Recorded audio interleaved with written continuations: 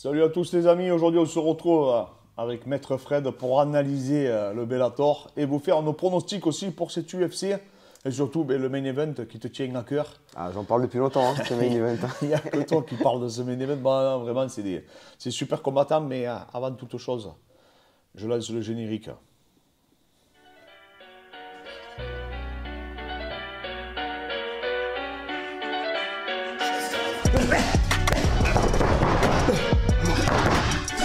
Je m'appelle Clément Marcoux.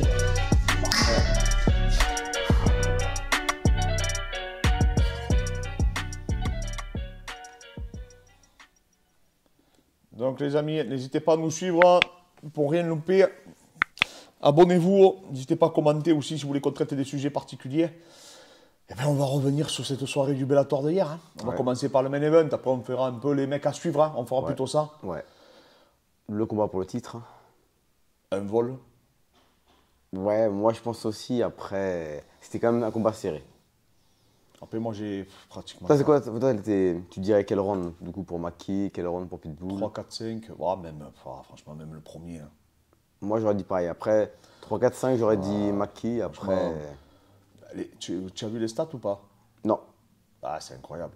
C'est quoi? 110 frappes pour Maki, Ouais. c'est 70 pour Pitbull. Mhm. Et c'est 4 takedowns pour Maki en plus. C'est-à-dire qu'il y Oui, a il a 40 fait, frappes d'écart Ouais. et 4 takedowns à 0.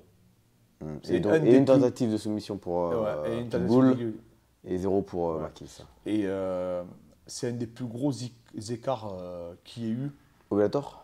Non, mais un des plus gros écarts pour que quelqu'un ait perdu, par exemple. D'accord. Tu vois. Ok. Après, sur la physionomie du combat, c'était quand même assez serré. Oui, c'était. Ah, de toute façon, c'est des monstres. Hein. Je t'avais dit, hein, Oui, ouais, j'avais dit quand on a analysé, j'ai dit il peut perdre. Hein. Ouais. Mais là, en tout cas. Après, moi je trouve Pitbull, c'est lui qui devait aller chercher la ceinture. Je trouve, il n'a pas. Je trouve pas qu'il ait montré une agressivité au point d'aller chercher la ceinture. Dans le 5e round, on sait que le 5e round en général, c'est le plus important quand quoi. c'est serré pour départager. C'est lui qui se fait dominer. Il se fait amener 4 fois au sol. Et il a 40 frappes d'écart. 40 frappes. C'est incroyable. Pour vous donner une idée, Burns et Ramzat, C'était combien? Burns, que des gens ont vu gagner, il a fait que 10 frappes de plus que Ramzat. D'accord. Et Ramzat, ils disent que c'est grâce à l'amener au sol qu'il aurait peut-être pu gagner. Là, il y a 40 frappes de plus pour Agi. Ouais, c'est de manière générale, c'est pas round par round. Ouais. Et plus 4 takedowns. Et moi, j'ai 4 rounds à 1, clairement, pour Agi. Moi je dirais 3-2, mais 4-1, ça m'aurait pas choqué. Ou alors, j'ai 3 rounds pour parce que Agi. les deux premiers sont serrés quand même. 3 rounds pour Agi, 1 round match nul, Ouais. 10-10, et 1 round pour Pitbull. Mais je vois pas. Enfin, alors, il y a des explications, hein, j'ai vu aujourd'hui, parce que les langues se délient et maintenant. Il faut savoir qu'Adji a dit qu'il n'a pas prolongé son contrat à le Bellator, avant le combat. D'accord. Donc déjà, avant le combat, il n'a pas prolongé son contrat et il a exigé du Bellator de prendre minimum qu'il ne combattrait plus en dessous d'1 million de dollars. Ouais, donc par combat. Il voulait... Donc ça a étonné personne. Maintenant, là, il n'a pas vu que là, il y a même des combattants pro qui ont dit non, Pitbull a gagné de 6 rounds. Tu sais, en faisant une blague, de l'ironie, l'humour, d'accord. pour dire que, voilà, parce qu'il y a un juge qui a mis 3 rounds pour Pitbull. Non, 4, il y en a qui a dit 4. Ah, pardon, oui, il a mis 3 points d'écart, pardon, c'est ça. Il a mis 4 rounds pour Pitbull. Et donc là, ça voulait dire que c'était du n'importe quoi. Bon, en tout cas, je pense pas que ça va le traumatiser à Agi. Pour lui, il a gagné, pour tout le monde, il s'est fait féliciter par tout le monde. Même, tu as vu, le propriétaire, le fondateur du Bellator, ça a été très, très, très sous-entendu que c'était Agi qui avait gagné. Tu vois. Donc, voilà. Donc, on comprend pas trop pourquoi ils ont fait ça. Il y en a qui disent, bon, moi, je pense que c'est son dernier combat au Bellator. On va le voir à l'UFC. Je pense qu'ils vont le signer sur une défaite, même si c'est pas oui, parce que Dana White, il va s'empresser à mon avis, il va s'empresser de le signer maintenant. Il a les nerfs à mort, l'autre, contre le Bellator. Après, c'est une façon aussi de faire un 3e combat pour le Bellator, tu vois. C'est de le forcer à re-signer. Parce que peut-être qu'ils vont lui dire, d'accord, on te donne le 3e combat, mais il faut que tu signes plusieurs combats. Maintenant, à mon avis, il va passer à autre chose. Tu penses que ça y est, il va pas vouloir faire moi, je l'aurais. Parce que tu as vu, il a fait une pub. Là, j'ai pas. Tu vois, il est parti rigoler et tout. Il a dit, c'est bon, là, c'est n'importe quoi, Fred. Par contre, ce qui est bien, c'est qu'on l'a vu sur 5 rounds là maintenant. Et contre un tueur. Et il encaisse.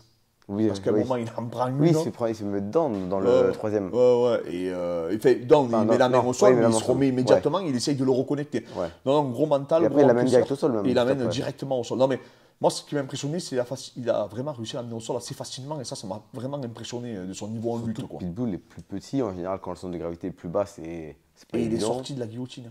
Oui, ouais. Et sachant que la guillotine de Pitbull, elle est réputée pour décapiter. Hein. Non, vraiment, je suis content pour Pitbull parce que ça lui fait. C'est un grand combattant, on l'a dit. Hein. Et franchement, ces deux mecs.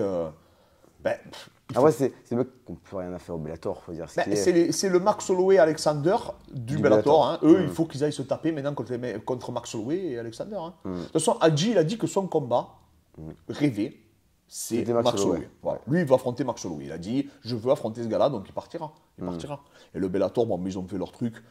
Regardez le combat, dites-nous ce que vous en avez pensé, mais là, ça fait quand même l'unanimité. Il y a très peu de gens qui ont dit que Pitbull avait gagné, tu vois. À part ces judo qui a dit Pitbull, mais il a rien dit. Hein. Il a juste dit The News, Pitbull. Ouais. Il n'a même pas dit, c'est son entraîneur. Mais voilà, en tout cas, Pitbull, c'est un phénomène, on l'a toujours dit. Hein, dans l'analyse, on le dit. C'est quelqu'un qui a, voilà, pour l'ensemble de sa carrière, c'est bien qu'il parte avec la ceinture. Hein. Il a une ceinture, du coup, là. Oui, ça aussi, on ne comprend rien. Ils ont combattu à 66, mais il y a les deux qui sont en jeu. Je ne comprends pas pourquoi déjà le premier coup, ils avaient enlevé les deux ceintures à Pitbull aussi. Enfin, le Bellator, je ne comprends rien du tout à leur fonctionnement. C'est très particulier. Donc voilà, Hadji, de toute façon, tu as bien compris que psychologiquement, ça n'allait pas l'atteindre d'avoir perdu ce match. Hein, les amis, là, quand tu perds comme ça ne t'atteint pas. Hein. Non, c'est pas comme si tu t'es fait broyer. Je te dis, surtout que quand les stats sont sortis, c'était vraiment, c'était flagrant qu'il était beaucoup plus actif et tout. Bon voilà, Hadji, suivez-le bien, on espère maintenant qu'il va signer à l'UFC, hein, parce qu'ils ont signé, je pense que Chandler, ils l'ont signé sur une défaite, hein, je crois qu'il sortait du KO contre Pitbull. Oui, ça oui. Donc voilà, donc là ils vont le signer, ils vont s'empresser, surtout que là, pour lui, il a gagné. Pour Dana White aussi, je pense que tous les combattants de l'UFC ont dit que c'était Hadji qui avait gagné. Donc je pense ils auraient tout intérêt de le signer. Plus, dans la catégorie 66, ils ont besoin d'un peu de nouveau. Ah oui, là, il est ultra spectaculaire, il est super complet. Non, on espère en tout cas qu'ils vont le signer. Il y a un combattant qui t'a impressionné aussi. Aaron Pico. Aaron Pico, c'est la même catégorie, c'est 66 kilos. 6 victoires d'affilée. Ouais, 6 victoires d'affilée. Alors, pour savoir, pour information, Aaron Pico, c'était Javier Mendes à l'ACA, à l'époque où il s'entraînait là-bas. Il avait dit, écoutez, Aaron Pico, il sera champion de l'UFC. Avant même qu'il commence à être en MMA. Il était équipe nationale de lutte américaine, donc du coup, il était deuxième, il était en remplaçant.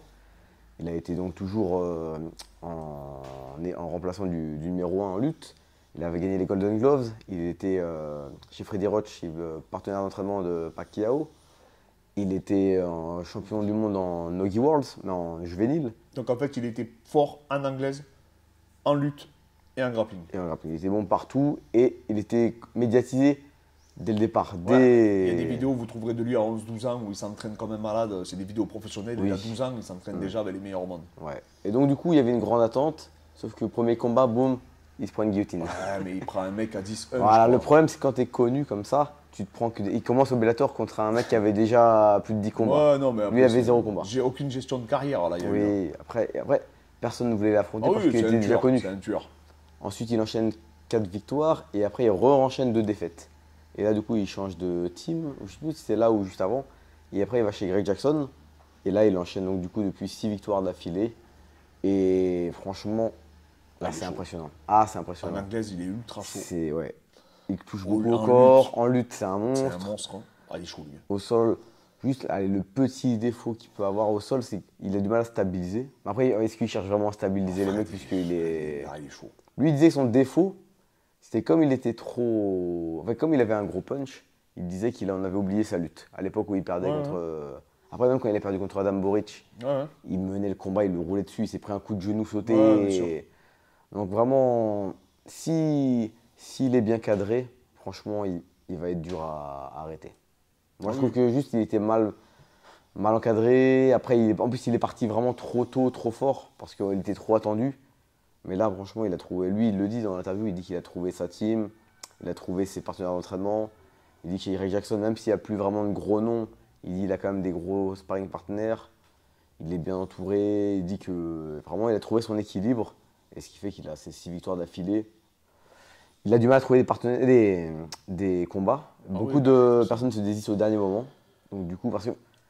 T'imagines quand même les mecs qu'ils ont aux États-Unis. Ouais, mais tout le monde sait qu'il est fort, lui. Tu vois ça qu'il veut dire. Ils ont Aaron Pico et Hadji dans la même caté, quoi. Et ça, c'est au Bellator, c'est même pas à l'UFC. C'est en gros dans la petite ligue américaine. Ils sont chauds, les mecs, quand même. Et Aaron Pico, pour l'instant, il est rien, en fait. C'est incroyable. C'est fou, hein. Non, franchement, c'est impressionnant. Et après, il y a mon mec, hein, mon gars sûr, Kyle, qui s'est imposé contre Lombardo. Un mec que je suis depuis ses tout débuts. Ouais, tu le suis depuis longtemps. Premier combat de MMA, déjà. Un ancien sparring de Khabib. Ouais. Très, très fort lutteur, qui coach avec Cormier et l'équipe d'Oklahoma, pour la petite information. Très, très gros lutteur. Suivez ce gars, les gars. Il a combien, là? 7-1 plus que, ouais, 8 ou 9-1, je sais plus. Et vraiment un lutteur de dingue, vraiment un niveau en lutte stratosphérique. Hein. Et lui, je pense que c'est le futur grand combattant. Tu te rappelles, il y avait une chaîne YouTube, c'était I Am The Bay ou I Am Bay, où on voit donc Khabib et Islam s'entraîner avec Cormier. Et Islam fait tomber Sean Bunch, un des meilleurs lutteurs de l'AK. Et il dit à Cormier, j'ai fait tomber Sean. Et Cormier le regarde, il lui dit, et t'as projeté Kyle. Et Islam, il part. Et il avait dit, un jour j'y arriverai. Ouais. En gros, Cormier, il fait sous-entendre que Kyle, c'était vraiment le lutteur Il y a plein d'anecdotes, il y a plein de bruits qui courent, même qu'il aurait vraiment, apparemment, malmené vraiment gravement. Alors je sais pas si c'est vrai, mais il aurait bousculé en lutte Khabib assez facilement, quoi. Après, il est plus lourd, non? Il combat à moins 77, mais il devait faire à peu près le même poids, les deux, quand ils sont entraînés. Je sais que lui, sur son compte, tu le vois, il a une photo où il tourne avec Khabib en lutte. Et il y a un mec qui lui dit, il a tout effacé, tous les commentaires, parce que ça partait en live. Et à l'époque, je le suivais, hein, donc il avait 2-3 combats, il était inconnu. Et en fait, il y avait des mecs qui avaient dit alors, soi-disant, tu l'as jeté ou je sais pas quoi. Et lui, il avait dit, en parlant de Khabib, ce mec-là est le meilleur grappleur du monde. Il avait répondu. D'accord. Ouais, il n'avait pas donné de détails. Mais après, il y a des bruits de couloir, quoi. Après, ça, je sais pas, nous, on n'y était pas. Mais bon, Kyle, en tout cas, c'est un tueur. Hein. Donc, si tu me dis que Cormier a dit ça à Islam, donc ça concorde avec ce que les bruits de couloir. En tout cas, voilà, ce gars, c'est un tueur en lutte. Surtout, c'est un Américain qui utilise sa lutte. Ouais. Ça, il faut le dire. Voilà. Il n'a pas oublié du sport dans lequel vous venez. Donc voilà, retour sur ce Bellator. Donc des combattants déçus, mais en même temps, je me dis que c'est peut-être parce que s'il aurait gagné là, Hadji, ben peut-être qu'il aurait dû re-signer, on n'aurait plus jamais revu à l'UFC. Après, ce qui est bien, c'est qu'on l'a vu sur 5 rounds en plus. Voilà, maintenant qu'ils partent, ce sont là les vues, et le Bellator, comme ils l'ont traité là, il faut qu'il se casse. C'est tout, au bout d'un moment, on peut pas, on t'enlève 2 ceintures, un match comme ça. Après, est-ce que les juges, ils sont en rapport avec les... je peux pas croire qu'il n'y a pas une incidence. C'est pas un organisme indépendant? Normalement, oui, mais tu peux pas me faire croire que t'es tout le mec qui voyait le même match. Oui, c'est pas une split décision. Que le monde entier a vu le contraire, quoi. Ouais. Tu vois, au bout d'un moment, quand tu sors les stats, normalement, ils doivent marquer, ils ont des boutons, tu sais. Ouais. Et quand tu vois les stats, il y a un moment donné, il y a un mec qui a pas quoi, tu regardes, il y a 5 frappes d'écart, je peux comprendre, parce que c'est dur. Ouais.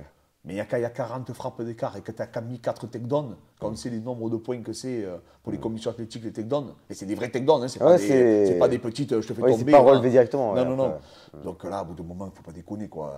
C'est tout. En plus, c'est lui qui est champion, c'est lui qui. Tu peux pas. En plus, il est vaincu. Ça a une incidence aussi, psychologiquement, sur le mec. Hein. Ouais. Donc, non. Là, pour moi, il s'est fait voler. Après, c'était un combat engagé. C'est des tueurs. Donc, automatiquement, Mais c'était beaucoup moins serré. Je trouve qu'un Max Holloway, Alexander, par exemple, tu vois. Ah oui, voilà. Là, je trouve qu'il y en avait vraiment un qui était au-dessus. Hadji, tu sentais qu'il était au-dessus de Pitbull. Tu vois quand même qu'il y a un petit niveau d'écart en termes de talent. Voilà, c'est tout. Et par contre, voilà, ce qui est encourageant pour la suite, c'est qu'on a vu qu'il avait un cardio de malade. Hein. Oui, parce qu'il n'a pas eu de baisse de régime. Aucune baisse de régime. Donc vraiment, lui, il est impressionnant. Parce que tu vois, autant j'aurais pu me dire que Pitbull pouvait le mettre KO. Oui. Bon, franchement, hein, je me serais levé le matin, j'aurais vu Pitbull par KO, j'aurais dit waouh, tu vois, c'est possible. C'est possible parce qu'il frappe comme une mule. Ouais. Mais la décision déjà, et qu'après je me suis connecté à Twitter, que j'ai vu tout le monde qui râlait comme des dingues. Après je suis allé voir sur Insta, j'ai vu tout le monde. Après je suis allé voir sur BG Pen, sur Body Elbow, sur tout le monde qui attaquait la décision. Bah, je suis allé voir, j'ai fait ma propre opinion. Oui, pour moi, tu peux pas lever la ceinture à un mec qui a fait un combat comme ça. C'est pas, voilà, après d'un côté, ben voilà, il sait. Maintenant, il part. Il voulait pas. Mais comme les gens disent, il y a trop de concours de circonstances pour que ça soit anodin. Tu veux renégocier ton contrat, tu demandes $1 million par match. Plus tu veux plus re-signer et tu dis que officiellement que tu vas affronter Max Holloway. Tu sais, ça fait beaucoup de signes. Alors que Pitbull avec le Bellator, il est royal, tu vois, ça lui va bien. Il est en fin de carrière. Hein. Tu vois, c'est retraite dorée là pour Pitbull. Ouais, ça donc bien voilà, pour lui, donc, à lui de faire les bons choix maintenant. Il a que 27 ans, hein, Hadji. Ouais. Donc là, maintenant, il reste 4-5 ans plein par de balles. l'UFC maintenant, parce que s'il va au One ou quoi, on s'en fout. Tu vois. C'est fini, là c'est UFC. Hein. Oui. On va vous faire une autre vidéo, les amis, où on va parler de ton combat qui te tient tant. Et moi qui en parle. Il n'y a que toi qui en parle, mais c'est pas grave, on va en parler. Les amis, comme je dis, n'hésitez pas à vous abonner. Je vous remets, hop, le petit signal. N'hésitez pas à commenter. Voilà, on voulait vous donner comment on avait analysé Pitbull et Hadji. C'était normal qu'on fasse un retour sur ce match. Et on vous dit à tout à l'heure.